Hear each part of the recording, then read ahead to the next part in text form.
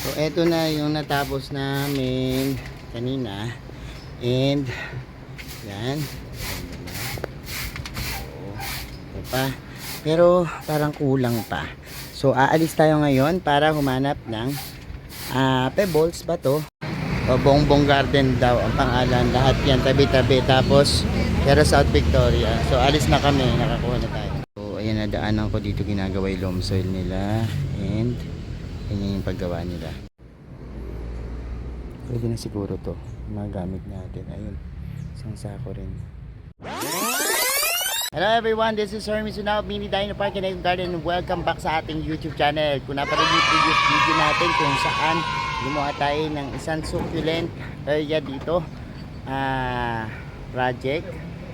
Ngayon naman, ang gagawin natin is ayusin natin yung rooftop garden dito sa kanilang isang maliit na space na talaga namang magandang ayusan, ano. Pwedeng lagyan ng mga succulents, no. And today, yun yung gagawin natin. Samahan nyo ako. Kung ready na kayo mga MDP, tutok lang po.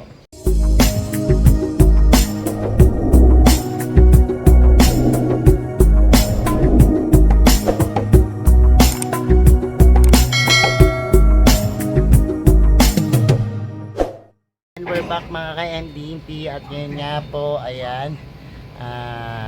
Yan, inayos na po namin to kanina. Pero gusto ko lang i-flex sa inyo yung ating nagawa kasi minaximize lang namin yung space para dito sa maliit na area, no? At ito ay rooftop garden, tapos yung mga araw niya sa mga gilid-gilid lang, ano. Pero pwede naman tong gawing succulent area din na yan, meron tayong mga succulents nilagay dyan, pero kailangan pa rin lagyan to ng mga grow light, ano, para karoon ng mas malakas na source ng light.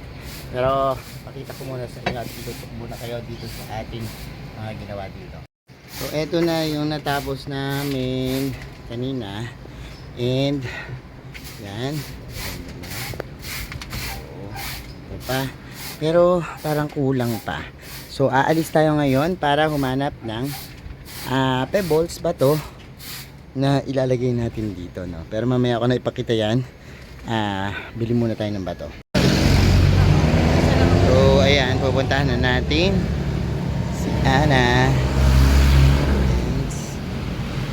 Hi po.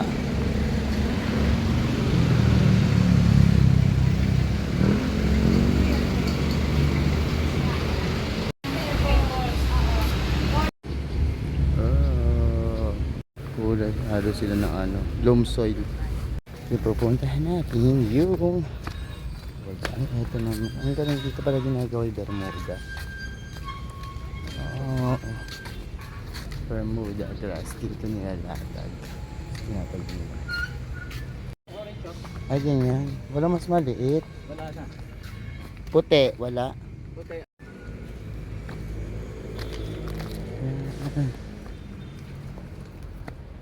Ang ganito. Sana ganito kalalaki, oh. Ang puti na yan. Nagtyagaan talaga. Gakamao, no?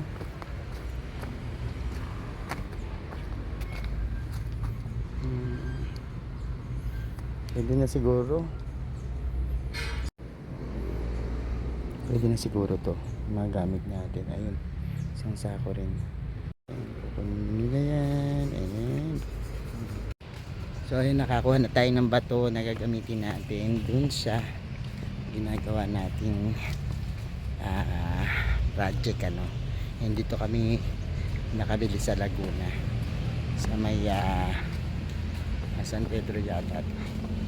So nakakuha na ako ng orange and yan. So ayan, nadaanan ko dito, ginagawa yung loam soil nila and yan yung paggawa nila.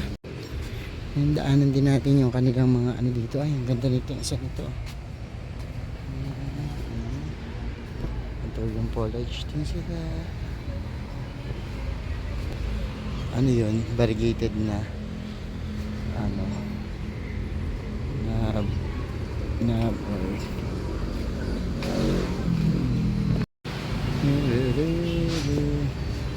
oh, meron din sila dito. Oo, nakakuha na kami. Ano, tig-isang sako. Oo, tig-isang sako. Ayan, and ito, may cactus and succulents din sila dito. O, Bongbong Garden daw ang pangalan. Lahat yan, tabi-tabi. Tapos, pero South Victoria. So, alis na kami. Nakakuha na tayo. O, ayan na yung bato na nakuha namin kanina. And, ayan. So, ayan. Kita mo nga kung ano. Malalaki eh. Oo, pwede na yan. Okay na yan. Singit-singit natin yan. Mga orange bilhin namin. Orange and yellow. Unang kamusta na? Pagod? Pagod sa pagod. Pagod sa pagod. Oh. Love. Hindi mo na. Maliliit lang dito na. Ha? Piliin mo yung maliliit. Ganda nitong ginawa nila ang Peace Garden ng mga ano. Ang hangin dito, iba talaga yung hangin kapag nasa Maliit yan. rooftop or nasa second floor.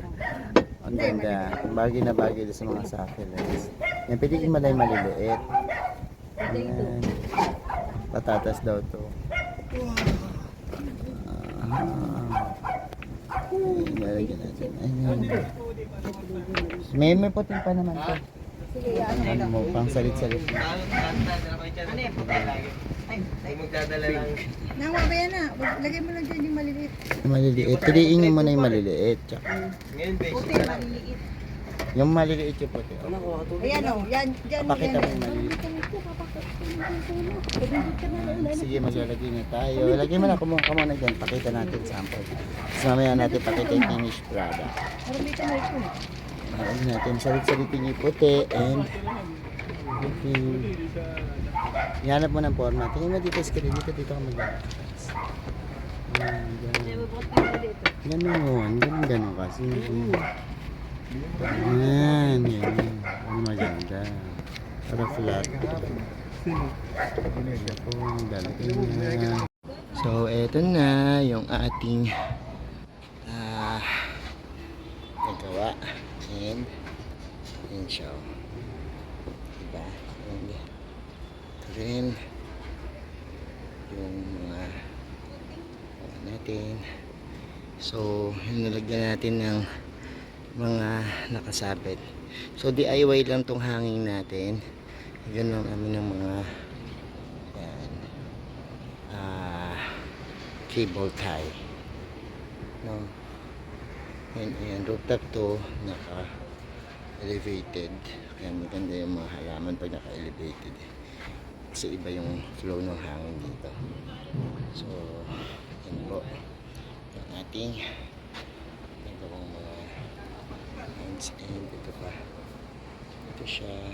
Ayan. So, ito naman yung ating mga cactus na Danish garden natin. Oh. Ang laki niyan, isang kawayan. Sobrang laki. And may mga laman yan. May mga ornatum. Ayan, may mga crested. Ang ganda oh.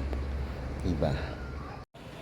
So ayan, napanood nyo na yung ating video for today. And yung nakita nyo na yung pagkaayos namin nitong rooftop garden na to.